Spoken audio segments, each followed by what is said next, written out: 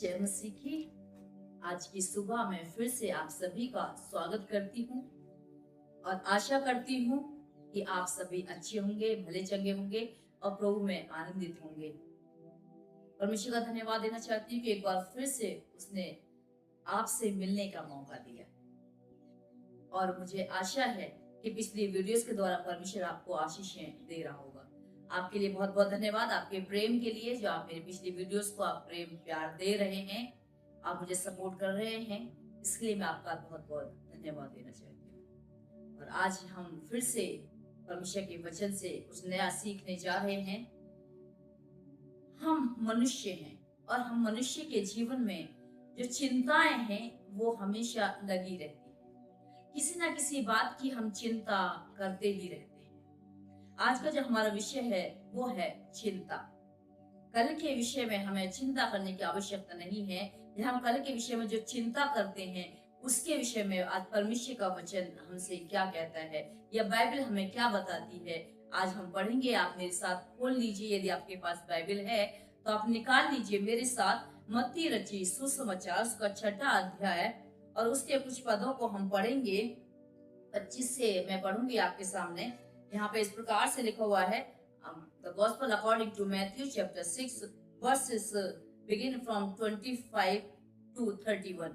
यहाँ इस प्रकार से लिखा हुआ है, इसलिए मैं तुमसे कहता हूँ कि अपने प्राण के लिए यह चिंता ना करना कि हम क्या खाएंगे और क्या पिएंगे, और न अपने शरीर के लिए कि क्या पहनेंगे। क्या प्राण भोजन से और शरीर वस्त्र से बढ़कर नहीं। और आगे यदि हम पढ़ते हैं, फिर आगे और भी पढ़ जाए कि आकाश के पक्षियों को देखो, ना वो बोते हैं ना खाते हैं। ये आप अपने उसके लिए पढ़ लीजिए, अपनी स्टडी के लिए पढ़ लीजिए। आगे बहुत सारी बातें यहाँ पर बताई गई हैं। परमेश्वर ने उदाहरण दिए कि आकाश के पक्षियों को देखो, ना तो बोते हैं ना खाते हैं, ना खत्ते बटोरते, ना उनके खेती होती है, उनका कुछ नहीं होता है, फिर भी तुम्हारा परमेश्वर पिता उनको खिलाता है। वो मेरे और आपके लिए कहता है कि आप किसी बात की चिंता मत करो कि हम क्या खाएंगे, क्या पिएंगे और क्या पहनेंगे। एक मनुष्य की सबसे बड़ी जो चिंता होती है वो यही होती ना, रोटी कपड़ा और मकान। रोटी कपड़ा और मकान अर्थात हम क्या खाएंगे या क्या पहनेंगे और कहाँ रहेंगे, कैसे करेंगे, हमारे भविष्य में हमारा क्या होगा, हम कहाँ रहेंगे। ये सब बातें हैं जिसकी चिंता मनुष्य को हमेशा सताती रहती है। और यदि जब उसने उदाहरण दिया पक्षियों का कि पक्षियों को देखो, उनके पास तो कुछ नहीं है, वो उनको भी खिलाता है, तो वहां पर आगे जब हम पढ़ते हैं तो परमेश्वर का जो वचन है वो हमें बताता है कि फिर तुम्हारा जो मूल्य है वो उन पक्षियों से कहीं अधिक है। तुम्हारा जो मूल्य है उससे पक्षियों से कहीं अधिक है। तो इसलिए तुम व्यर्थ चिंता करते हो, क्योंकि यहाँ पे लिखा 27 पद में लिखा है कि तुम में से कौन है जो चिंता करके अपनी आयु में एक घड़ी भी बढ़ा सकता है।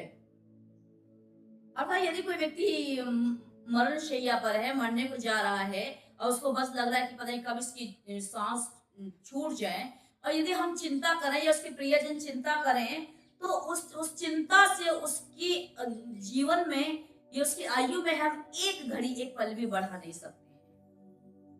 इसलिए हमें चिंता करने की आवश्यकता नहीं है, परंतु हमें क्या करना है ये हम बातों को सीखेंगे। इन बातों से कि हमें आखिर करने की क्या जरूरत है।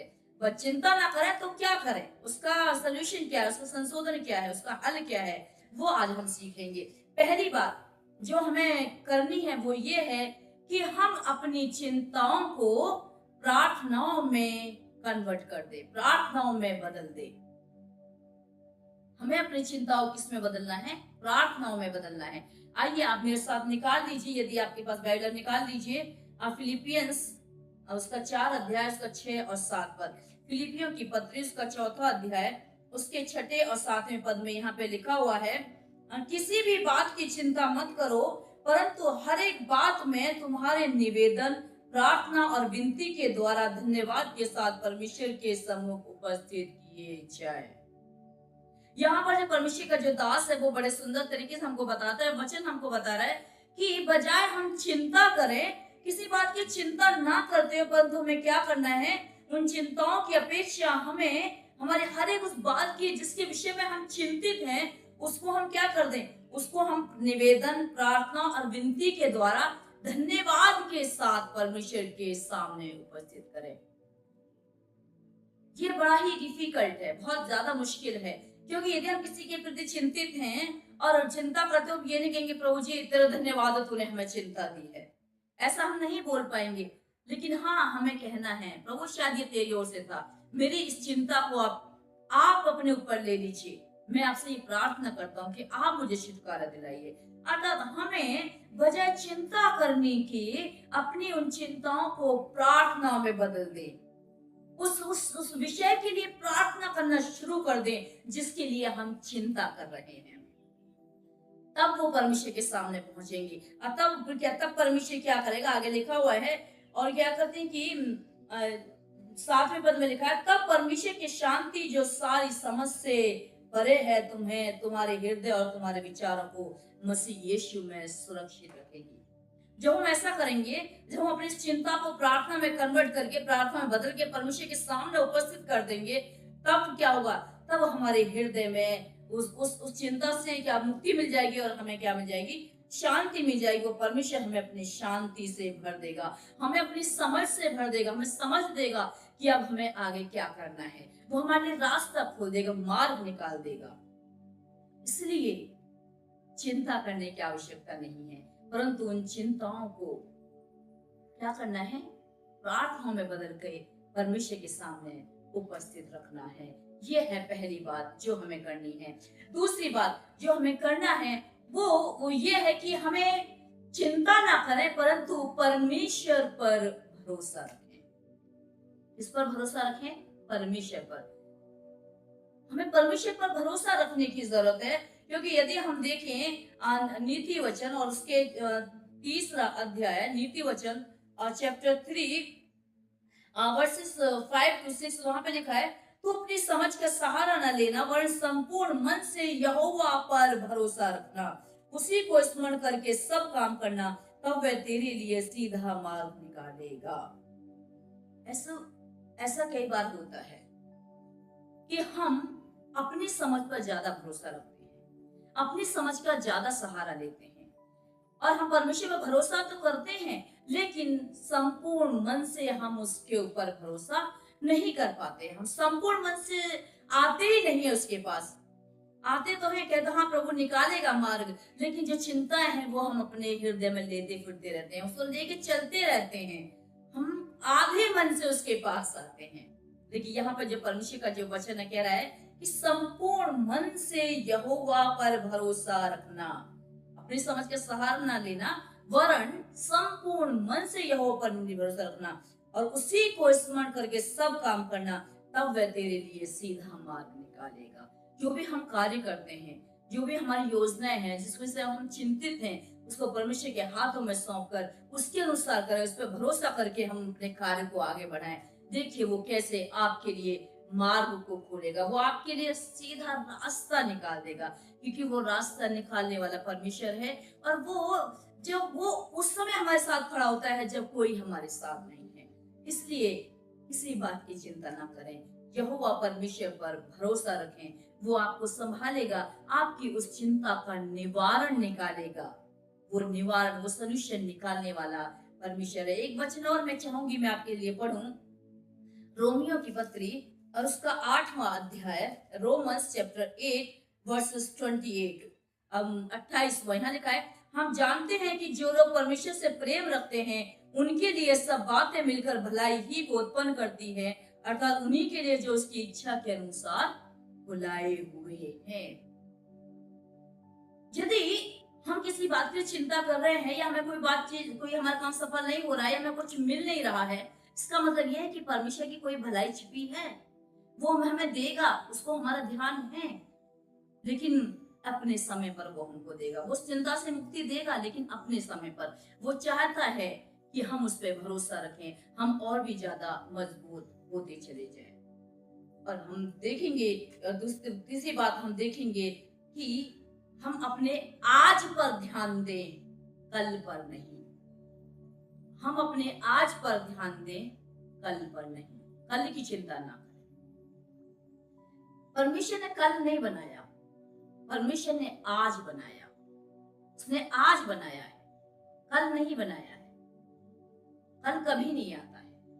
इसलिए हम कल की चिंता क्यों करें? क्योंकि मत्ती रचित सुसमाचार उसके 6 अध्याय के 34वें पद में लिखा हुआ है, कल के विषय में चिंता ना करना, कल अपनी चिंता आप कर लेगा, आज के लिए आज ही का दुख बहुत है। आज ही हमारे पास बहुत सारे दुख होंगे, हम पीड़ा में होंगे, परेशानी में होंगे, बहुत सारे कष्टों से हम गुजर रहे होंगे। तो हम कल के विषय में क्यों चिंता करें, जिसको हमने देखा ही नहीं है, जिसका पता ही नहीं है होगा भी कि नहीं।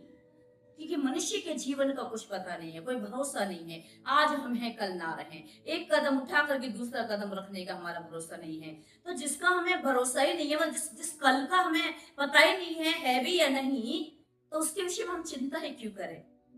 उस कल को परमेश्वर के हाथों में सौंप दें। आपका जो कल है वो परमेश्वर के हाथों में सुरक्षित है।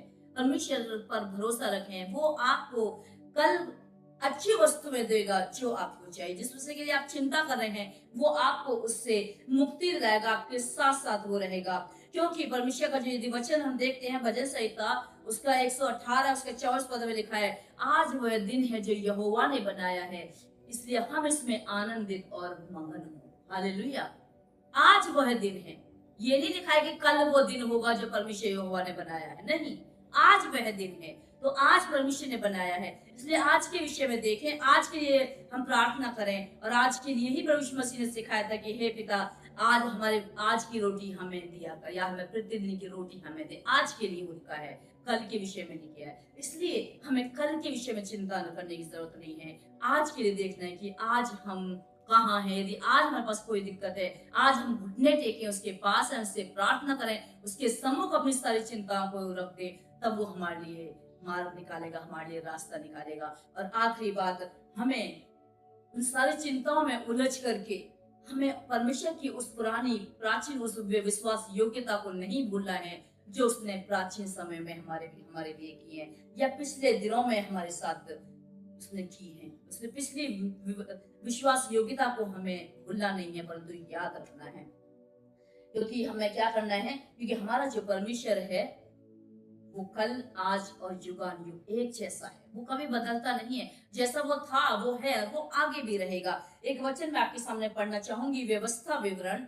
यदि आपके पास बाइबल है तो आप भी मेरे साथ खोल लीजिए व्यवस्था विवरण, और उसका हम 7 अध्याय हम पढ़ेंगे, और उसके हम पढ़ेंगे कुछ पदों को, 7 का हम 9 पद पढ़ेंगे खाली।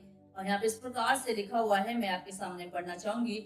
इसलिए जान रख कि तेरा परमेश्वर यहोवा ही परमेश्वर है, वह विश्वास योग्य ईश्वर है। जो उससे प्रेम रखते हैं और उसकी आज्ञाएं मानते हैं, उनके साथ वह 1000 पीढ़ी तक अपनी वाचा का पालन करता है और उन पर करुणा करता रहता है। हालेलुया। देखिए बड़े सुंदर तरीके से यहाँ पे परमेश्वर का वचन कह रहा है। मूसा ने साफ लिखा हुआ है कि वो जो परमेश्वर है वो उसके विषय में कह रहा है, उसको तू जान रख और ये जान रख कि तेरा परमेश्वर यहोवा परमेश्वर एक ही है, और वो वही परमेश्वर है, और वह विश्वास योग्य ईश्वर है। कैसा है? विश्वास योग्य। और जो उससे प्रेम रखते हैं और उनकी आज्ञा को मानते हैं, वह उनके साथ, न सिर्फ उनके साथ परंतु उनकी 1000 पीढ़ी तक साथ रहने वाला परमेश्वर है। यदि आपका भरोसा यहोवा परमेश्वर पर है तो हमें उसके साथ विश्वास योग्य रहना है, उसकी विश्वास योग्यता को याद रखना है। हमें याद रखना है कि उसने हमारे जीवन में क्या क्या आशीषें दी हैं। यदि हम उसकी आशीषों को गिने तो मैं सच बता रही हूँ आपको कि आप उस आशीष को गिनने के बाद आप सरप्राइज हो जाओगे। आपको खुद लगेगा कि अच्छा, परमेश्वर मुझे ये आशीष भी दी थी, मुझे यहाँ से भी आशीषित किया था, परमेश्वर मेरी वहां भी रक्षा की थी, परमेश्वर मुझे इस गड्ढे से भी निकाला था। वो सारे आशीषें हमारे लिए एक सरप्राइज बन जाएगी जिसको हम गिन नहीं सकते हैं। इसलिए हमें बजाय हम चिंता करें, परंतु परमेश्वर की उन पिछले आशीषों को याद में रखते हुए, परमेश्वर पर भरोसा रखते हुए हम आगे बढ़े। कि पहला पत्रस उसके 5 के 7 में परमेश्वर का वचन कहता है कि अपनी सारी चिंता यहोवा पर डाल दो, क्योंकि उसको तुम्हारा ध्यान है। उसको तुम्हारा ध्यान है, अर्थात वो आपकी चिंता करता है, वो आपका ध्यान रखता है, क्योंकि वो आप ही जानता है कि मेरे बेटे और बेटाओं को किस किस वस्तु की आवश्यकता है। ठीक उसी प्रकार जैसे कि हम सांसारिक माता पिता, आप जो माता पिता मेरे वचन को सुन रहे हैं, कहते हैं जो माता पिता हैं, जब आप अपने बच्चों को अच्छी वस्तुएं देते हैं, आप अपने बच्चों की चिंता करते हैं, तो वो पिता, वो स्वर्गीय पिता, वो भी हमारा पिता है, वो भी हमारी चिंता करता है, वो हमारे साथ रहता है। इसलिए अपनी चिंता यीशु पर डाल दीजिए, यीशु मसीह पर डाल दीजिए। वो आपकी चिंता करता है, वो आपको संभालेगा। क्या करना है, उस चिंता का हल कहाँ से निकालना है, ये उसके हाथ में है। वो आपको हल निकाल के देगा और आपको चिंता मुक्त कर देगा। इसलिए हमें परेशान होने की जरूरत नहीं है, परंतु अपना सारा बोझ, अपनी सारी चिंता उस यहोवा परमेश्वर पर डालने की आवश्यकता है। परमेश्वर इस वचन के द्वारा आप सभी को आशीष दे। यदि आपके पास कोई प्रार्थना रिक्वेस्ट है तो आप मुझे कमेंट में आप लिख सकते हैं। हम आपके विषयों के लिए प्रार्थना करेंगे और क्या कहते हैं, हम इस वचन के द्वारा परमेश्वर आपको और आपके परिवार को बहुत सारी आशीषें देता हुआ चला जाए। आइए हम प्रार्थना करें। मजीबते अनुग्रहकारी दयालु पिता परमेश्वर, आप जो महान और अतिमान प्रभु हैं, हम आपका धन्यवाद देना चाहते हैं इस वचन के लिए कि आपने हमें बताया कि हमें चिंता नहीं करनी है। राजा, हमारे भाई बहन जो इस वचन को सुन रहे हैं, यदि कोई किसी प्रकार की चिंता से पीड़ित है, प्रभु जी आप इनकी चिंता को अपने ऊपर ले लीजिए पिता, इनको चिंता मुक्त कीजिए पिता, ताकि चिंता मुक्त रहें और प्रभु जी आगे बढ़ते चले जाए। इनको आशीष दे, यदि कोई बीमार है अपना छूए और चंगाए दे। धन्यवाद है पिता प्रार्थना सुनने के लिए, मसीह यीशु के नाम से प्रार्थना मांगते हैं।